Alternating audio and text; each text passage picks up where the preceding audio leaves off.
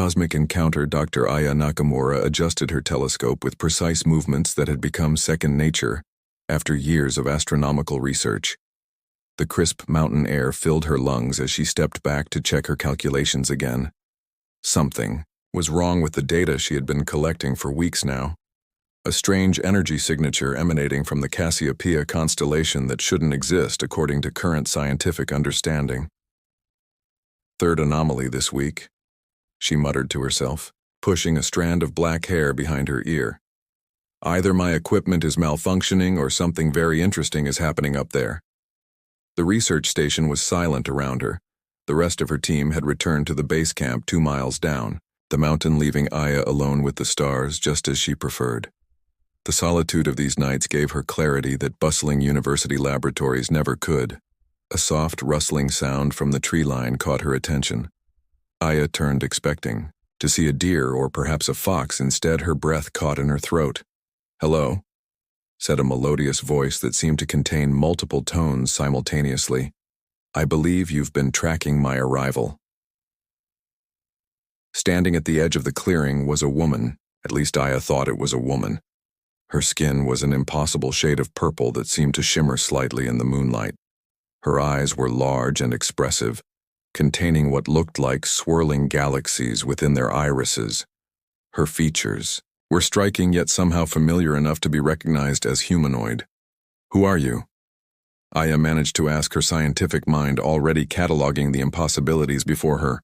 "What are you?" The visitor stepped forward with fluid grace that suggested she might be floating rather than walking. "My name is Kai. I come from a world you might call Nexus, though that's a poor translation." She smiled, revealing teeth that were pearly white against her purple complexion. "As for what I am, I suppose people would call me an alien, though I find that term rather limiting." Aya's hand instinctively reached for her phone but stopped. "If I call anyone about this, they'll think I've lost my mind from altitude sickness." "A reasonable concern," Kai replied, with a gentle laugh. "I've studied your species long enough to understand how threatening the unknown can be to you. But I assure you I mean no harm. I'm a researcher like yourself, an explorer of sorts." "You speak perfect English," Aya noted still, backing toward her equipment. "I speak the language of whoever I'm communicating with," Kai explained, moving closer to examine the telescope with obvious curiosity. "It's not exactly translation, more like resonance. My thoughts align with your comprehension." Aya watched as Kai studied the telescope controls with delicate fingers. "Why are you here? Why reveal yourself to me specifically?" Kai turned her galaxy eyes toward Aya. "Because you've been calling to me. Or rather, your curiosity has your instruments. Detected my ship's energy signature weeks ago when most others would have dismissed it as interference. You pursued it. That kind of scientific dedication deserves recognition." "Your ship?" Aya looked skyward. "You have a spacecraft in orbit?" "Not exactly." Kai smiled enigmatically. "The concept is difficult to explain with your current understanding of physics. Let's just say I traveled here through what you might call a dimensional fold. Against every rational instinct, Aya found herself believing this impossible visitor. There was something disarmingly honest about Kai's manner. "So what happens now? Are you planning some sort of first contact scenario? Should I be concerned about probes or invasions?" Kai's laughter filled the clearing like wind chimes. "Nothing so dramatic. I'm simply here to learn and perhaps to teach if you're interested. My people believe in cultural exchange rather than conquest." As the night deepened around them, Aya found herself engaged in the most extraordinary conversation of her life. Kai described her homeworld in terms that challenged Aya's understanding of physics, biology, and astronomy. They talked until dawn, painted the horizon in shades of pink and gold. "I should go now," Kai said finally. "Daylight makes maintaining my physical presence more energy-intensive. Will you come back?" Aya asked, surprised by her own eagerness. Kai's expression softened. "Would you like me to?" "Yes," Aya admitted. "I have about 1,000 more questions." "Tomorrow night, then," Kai promised, backing toward the tree line. "And Aya, thank you for not being afraid." Before Aya could respond, Kai seemed to shimmer, and then dissolve into particles of light that scattered into the early morning air. Aya stood there for several minutes staring at the empty space where an alien visitor had just been wondering if she had imagined the entire encounter. The only evidence was a small purple flower, unlike any Earth species she had ever seen, lying precisely where Kai had stood. Twilight invitation. Over the next 3 weeks, Aya's life transformed into a surreal routine. Days spent analyzing astronomical data and nights spent in conversation with an alien visitor. Her colleagues at the research station noticed her distraction, but attributed it to breakthrough discoveries in her work, which wasn't entirely untrue. "You seem different lately, Dr. Chen." Her research partner commented one afternoon as they calibrated equipment. "Like you've seen something that changed everything." Aya merely smiled. "Maybe I have," she replied cryptically. That evening, as twilight painted the mountains in deep purples and blues, Aya climbed to her observation point with barely contained anticipation. She found Kai already waiting, her iridescent, purple skin catching the last rays of sunlight. "I've been thinking about your questions regarding quantum entanglement," Kai began without preamble. "Your scientists are on the right track but missing a fundamental principle." Aya set down her backpack. "Always straight to physics with you," she laughed. "Not even a hello first?" Kai's expression shifted to one of amusement. "My apologies. Our concepts of social rituals differ. I'm still learning yours." Their conversations had evolved beyond mere scientific exchange. Aya found herself sharing personal stories about her childhood in Kyoto, her struggle to be taken seriously as a female astrophysicist, and her dream of discovering something that would redefine humanity's understanding of the cosmos. In turn, Kai revealed aspects of her culture that fascinated Aya. A civilization built on collective consciousness, yet fiercely protective of individual expression. A society that had evolved beyond physical limitations, yet cherished the sensory experience of embodiment. "Tonight feels different," Aya observed, noticing how Kai seemed more animated than usual. "You're practically glowing, perceptive." Kai replied, her galaxy eyes swirling with excitement. "I've received permission from my People's Council of Exchange. I've been authorized to extend a formal invitation." Aya's heart quickened. "What kind of invitation?" "To visit my world," Kai said simply, as though suggesting a weekend trip, "to become the first human to experience Nexus." The words hung between them, momentous and impossible. That's not physically possible." Aya stammered, her scientific mind racing through obstacles. "The nearest star system is over 4 light years away. Even if your ship could approach light speed, the journey would take years. Remember when I mentioned dimensional folding?" Kai moved closer, her scent reminiscent of exotic spices and starlight. "My people don't traverse space in the way you understand. We move through folds in reality. Distance, as you conceive it, is largely irrelevant. You want me to just disappear from Earth? My research team would report me missing. My family would think I'd died in some mountain accident." Kai shook her head. "Time flows differently in transit. We can return you to this exact moment if you wish, or perhaps just hours later. The choice would be yours." "This is a lot to process," Aya whispered. "I understand." Kai reached out tentatively, her fingers stopping just short of touching Aya's. "It's an extraordinary request. But I believe you're an extraordinary person. The Council selected you specifically after reviewing my observations. They believe you possess the mental flexibility to comprehend our world without the cultural shock that might overwhelm others." Their eyes met, and something unspoken passed between them, a connection that transcended their biological differences. "When would we leave?" Aya asked, surprised by her own willingness. "Tonight, if you're ready." Kai's expression grew serious. "The dimensional aperture aligns optimally during your lunar zenith, what you call midnight." Aya looked around at her research equipment, at the familiar mountains that had been her home for months, at the stars that had guided her career. "What should I bring?" "Only yourself." Kai smiled. "Everything else will be provided." "And Aya?" She hesitated. "There's something else you should know." What's that? The reason I was permitted to make contact with you wasn't purely scientific. Kai's voice softened. Among my people, I'm what you might call an artist. I capture experiences across dimensions. I chose you because there was something in your energy signature that resonated with mine. On my world, we believe such resonance indicates compatible life patterns.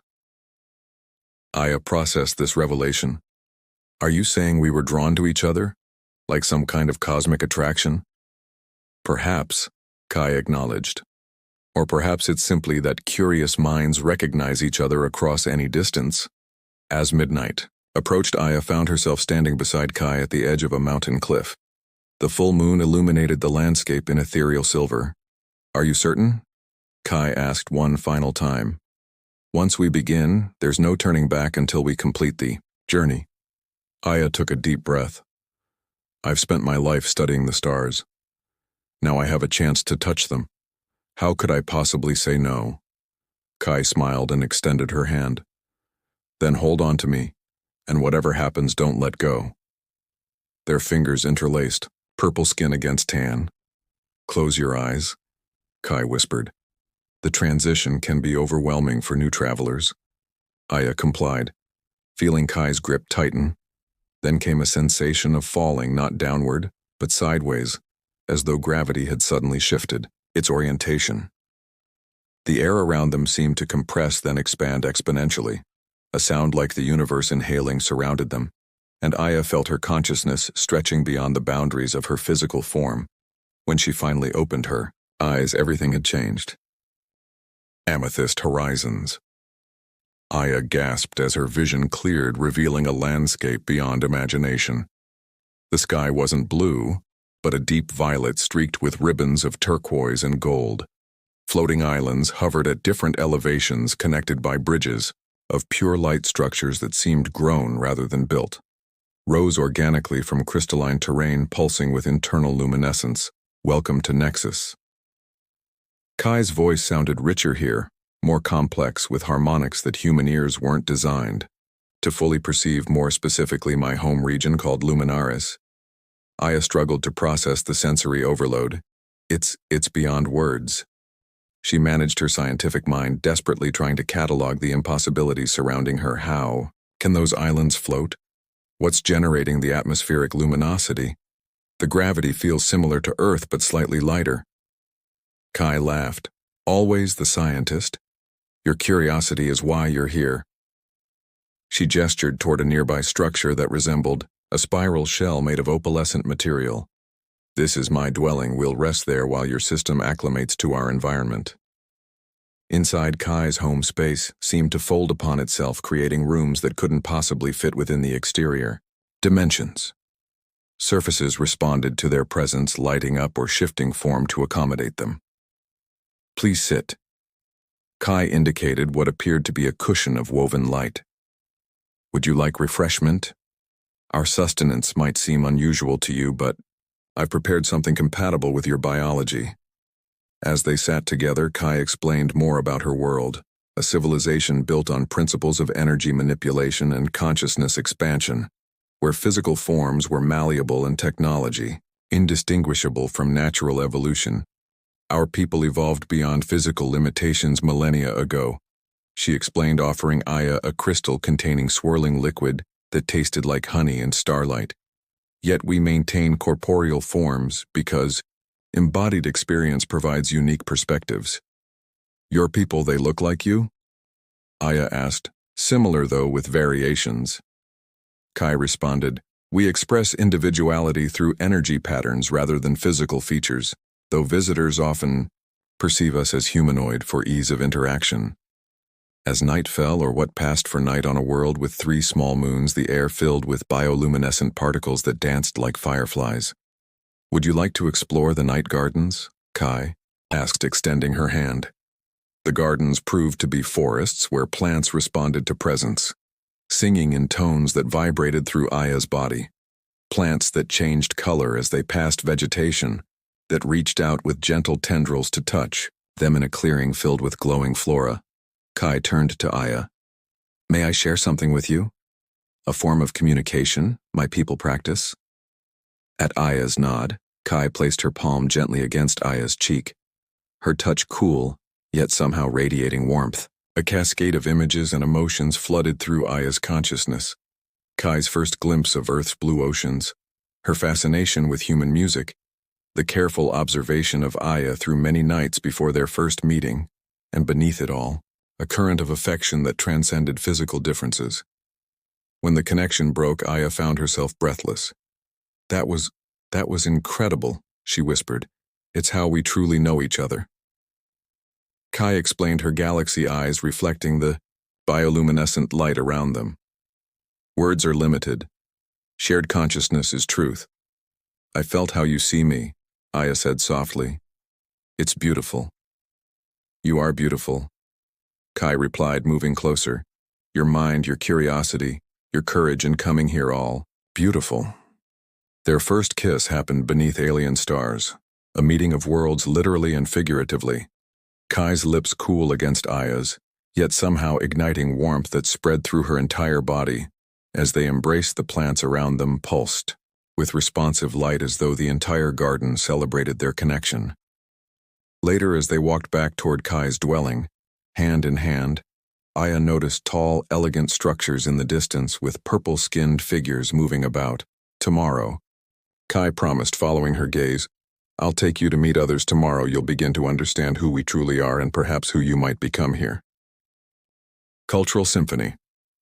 The next morning brought Aya to the central community hub of Luminaris, a vast crystalline amphitheater, where dozens of Nexus inhabitants gathered, tall, elegant beings with various shades of purple skin, moved with fluid grace. Their eyes containing the same galaxy-like quality as Kai's. The harmonic convergence happens once every cycle. Kai explained, leading Aya toward the center. "It's both ceremony and council meeting where our collective consciousness synchronizes." As the gathering began, Aya watched in wonder as melodic tones emanated from the assembled beings, creating complex harmonies that made the very air vibrate. The crystalline structures around them responded, resonating with corresponding frequencies.